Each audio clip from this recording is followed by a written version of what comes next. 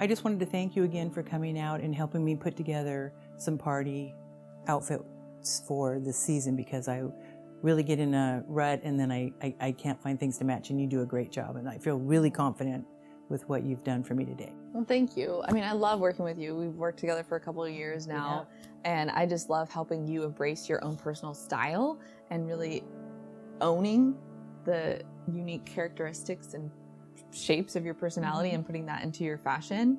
So I just am always curious, like, what would you say has been the most fun or favorite experience that you've had from our times together? Wow, favorite. Well, I think it's fun to hang out with you. You're easy to be around. You listen. And I'm sorry, what? Yeah.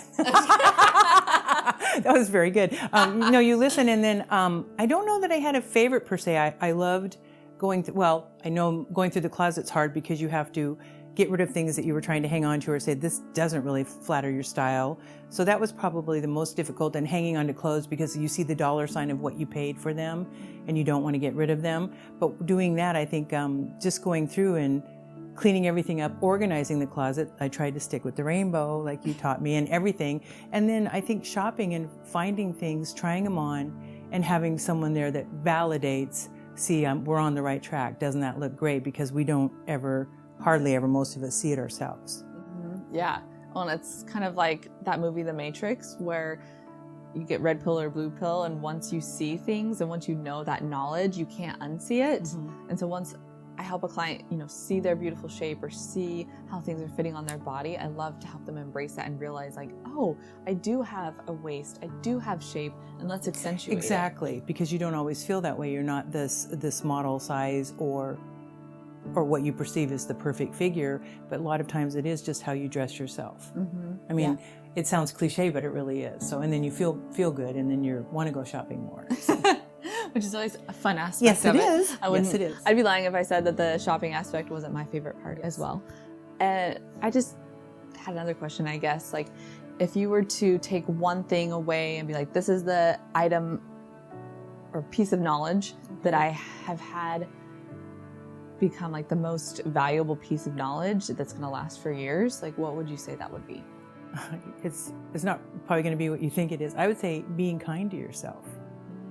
Because the first thing you do, we touched on it earlier, is the negative self-talk, and it becomes a habit that you don't even realize you're doing. And so even with clothing, yeah, it's great to have clothing that fits. I understand things better now. I understand shapes, colors, what works for me, but I feel more confident in doing it. And before, if you would walk in to a store and if you couldn't find something, it would be my fault.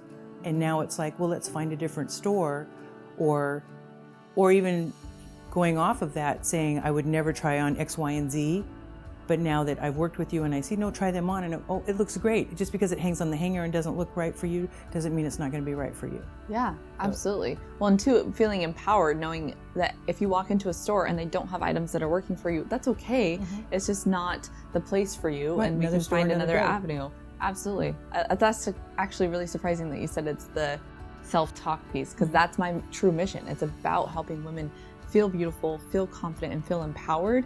And the clothing is a part of that, but it starts with their heart. It does. We tend to pigeonhole ourselves, don't we? Mm-hmm. I'm this, I'm not that. So. Exactly. Or I could never wear that because I don't have a size 2, 5, 10 figure. Right. Well, it doesn't matter. If that's something you want to try and incorporate into your look, we can definitely figure out a way to make it work for you. Yep. So that's warms my heart to hear that. Good. I'm glad. If you had like a friend or a sister or loved one and she was, considering working with me or on the fence about it, what would you tell her? Just to try it. I think we think of things like, for example, when I met you at the expo, we were chatting and then my phone rang and I went to take the call.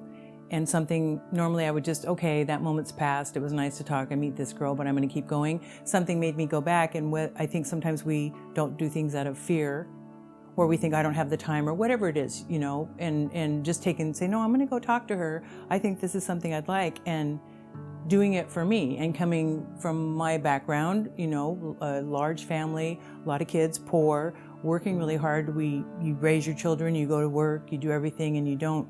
Now I'm at a stage in life where it's not a bad thing to do something for me.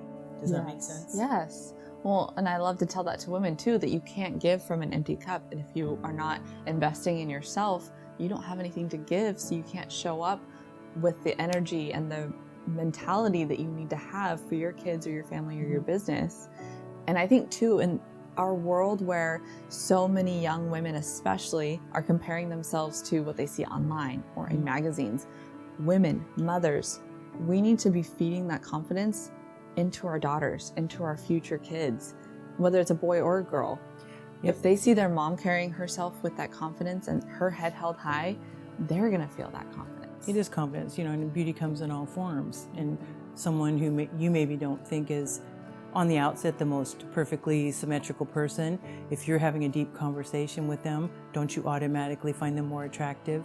Not to bring it down to the base of a physical appeal, but it does go hand in hand. So, oh yeah, absolutely. Yeah, just owning it and saying this is me and it's okay, and maybe not look any further than that. Fix myself or improve on myself, but don't try to be Deidre Murphy. Don't try to be someone else. Just be Leslie. Yeah, just be genuine in who you are. Only I will say that cliche about that I used to think, oh, whatever, but it's kind of true. If you look good, you feel good. Because if you do feel put together, then you're done worrying about it and you can go enjoy the party, enjoy whatever it is that you're doing, enjoy your day. Yeah, absolutely. Yeah. Well, thank you for sharing all that, Leslie. You're welcome. Give me a hug. Oh, I love you. I love you too, babe.